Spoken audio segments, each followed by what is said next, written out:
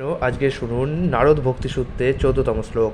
লোকহপি তাবদেব ভোজনাদি ব্যাপারস্তা শরীর ধারণাবোধি, অর্থাৎ আমাদের জীবদ্দশায় সামাজিক এবং রাজনৈতিক ব্যাপারে যৎ সামান্যই নিয়োজিত হওয়া উচিত, আর আহারও হবে তদ্রূপ।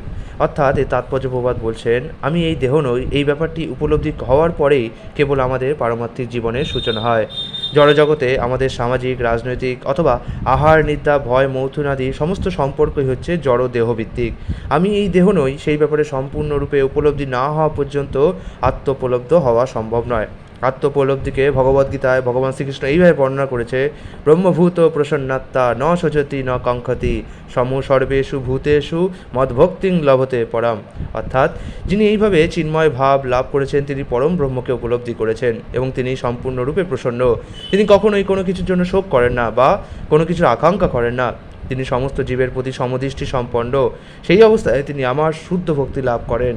শুদ্ধ ভক্তি অবশ্য এতই তেজস্বী যে পূর্বে ব্রহ্মভূত পর্যায়ে উপনীত হওয়ার যোগ্যতা ছাড়াও আমরা সরাসরি ভক্তিযোগে ব্রতী হতে পারি। ভগবানের সেবায় নিয়োজিত ঐকান্তিক ভক্ত আপনা থেকেই ব্রহ্মভূত স্তরে উপনীত হন। পূর্বে যেমন বলা হয়েছে, ভক্তের কর্তব্য হচ্ছে বৈধি ভক্তির নিয়মগুলি কঠোরভাবে পালন করা। সেই জন্য সামাজিক এবং রাজনৈতিক দায় দায়িত্ব নিয়ে ভক্তদের তত বেশি চিন্তিত হওয়া উচিত নয়, কেননা এই সমস্ত কার্যকলাপই দেহ সম্পর্কিত। ভগবৎ সেবা সম্পাদনের ক্ষেত্রে তেমনি ভক্তের আহারও সংযত হওয়া উচিত, সেটি গুরুত্বপূর্ণ। ভক্তরা যা ইচ্ছা তাই আহার করতে পারেন না, কেবলমাত্র কৃষ্ণপ্রসাদই তাদের আহার করা উচিত। ভগবান স্পষ্টভাবে গীতায় বলেছেন যে ভক্তিপূর্বক পত্র, পুষ্প, ফল ও জল তাকে অর্পণ করলে তিনি তা গ্রহণ করেন। আমাদের লক্ষ্য করা উচিত যে পরমেশ্বর ভগবান কেবল উদ্ভিদ রাজ্য থেকে আর কেবল দুগ্ধজাত পদসমূহই গ্রহণ করেন। জল বলতে দুগ্ধ এবং দুগ্ধজাত দ্রব্যাদিকেও বোঝায়। ভগবান ক্ষুধার্ত বা দরিদ্র নন। আমাদের নৈবেদ্য তার প্রয়োজন রয়েছে তাও নয়। বাস্তবে আমাদের সুবিধার জন্য আমরা তাকে কিছু ভোজ্য নিবেদন করি। পরমেশ্বর ভগবান যদি কৃপাপূর্বক আমাদের নৈবেদ্য গ্রহণ করেন তবে আমরাই লাভবান হই। ভগবান হচ্ছেন পূর্ণ, কিন্তু প্রত্যেকেই ভগবানকে কিছু নিবেদন করতে পারে। এই সার্বজনীন বিধান প্রতিষ্ঠা করার জন্য তাকে ভালোবেসে কোনো কিছু নিবেদন করলে ন্যূনতম নৈবেদ্যও তিনি গ্রহণ করেন। দরিদ্রতম ব্যক্তিও একটি পুষ্প, একটি পত্র আর একটু জল সংগ্রহ করে পরমেশ্বরকে নিবেদন করতে পারে। পরমেশ্বরকে অনিবেদিত সমস্ত খাদ্য কৃষ্ণ ভক্তদের জন্য অবশ্যই বর্জনীয়। যে ভক্ত এই নীতি কঠোরভাবে পালন করে না তার পতন অবশ্যম্ভাবী। তেমনি যে ব্যক্তি ভগবানকে নিবেদিত প্রসাদ প্রত্যাখ্যান করে সে কখনো ভক্ত হতে পারে না। শ্রীমদ্ ভগবতে ভগবান ঋষভদেব বলেছেন যে শুদ্ধ ভক্ত হতে দৃঢ়প্রতিজ্ঞ ব্যক্তির সাধারণ মানুষের সঙ্গ এড়িয়ে চলা উচিত, কেননা তারা কেবলই পশুর মতো আহার, নিদ্রা, ভয় আর মৈথুনের প্রবণতা সম্পন্ন। সাধারণ লোকেরা তাদের দেহকে আত্মা বলে মনে করে, তাই তারা সর্বদা দেহটিকে খুব সুন্দরভাবে পালন করার জন্য ব্যস্ত থাকে। এই ধরনের মানুষের সঙ্গে ভক্তদের মেশা উচিত নয়। ভক্তদের জানা উচিত যে দৈবক্রমে তিনি তার স্ত্রী এবং সন্তানাদির মধ্যে নিক্ষিপ্ত হয়েছেন, তাই তিনি তার পরিবারের সদস্যদের সঙ্গে অতিরিক্ত আসক্ত হবেন না। পারমার্থিকভাবে কেউই কারো স্ত্রী, সন্তান, স্বামী বা পিতা নন। নিজ নিজ অতীত কর্ম অনুসারে প্রত্যেকেই এই জগতে এসে এক একজন পিতামাতার আশ্রয় গ্রহণ করে, কিন্তু বাস্তবে কেউই কারো পিতা বা মাতা নন। তবুও এই তথ্য জেনে ভক্ত যেন তার পরিবারকে অবহেলা না করেন। কর্তব্যবোধে অনাসক্ত হয়ে ভাবে তিনি তার পরিবারের সদস্যদের প্রতিপালন করবেন এবং তাদেরকে কৃষ্ণভক্তি বিষয়ক উপদেশ প্রদান করবেন।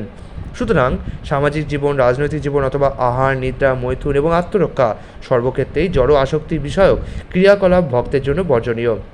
এখানে ভোজনাদি শব্দটি ব্যবহার করা হয়েছে, যার অর্থ হচ্ছে আহার, নিদ্রা, আত্মরক্ষা এবং মৈথুন, এই চারটি প্রবণতা। ভক্ত যেমন কৃষ্ণপ্রসাদ ব্যতীত কোনো কিছুই আহার করেন না, তেমনি তিনি একান্ত প্রয়োজনীয় সময়ের বেশি নিদ্রাও যান না।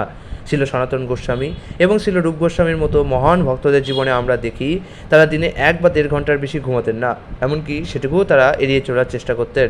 সুতরাং নিদ্রাও সংযত করতে হবে। যে ব্যক্তি সর্বদা ভগবানের সেবায় মগ্ন, স্বাভাবিকভাবেই নিদ্রা যাওয়ার মতো সময় তার থাকে না বললেই চলে। দেহের জন্য প্রয়োজন নিদ্রা, আত্মার জন্য নয়।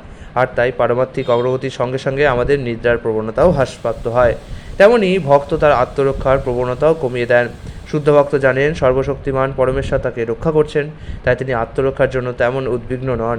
আত্মরক্ষার ব্যাপারে তার সাধারণ জ্ঞান থাকা উচিত যে আত্মরক্ষার ব্যাপারে যে যতই দক্ষ হোক না কেন, ভগবান শ্রীকৃষ্ণ রক্ষা না করলে কেউই নিজেকে রক্ষা করতে সমর্থ নয়। একইভাবে ভক্ত তার যৌন প্রবণতাকেও সংযত অথবা দূরীভূত করেন।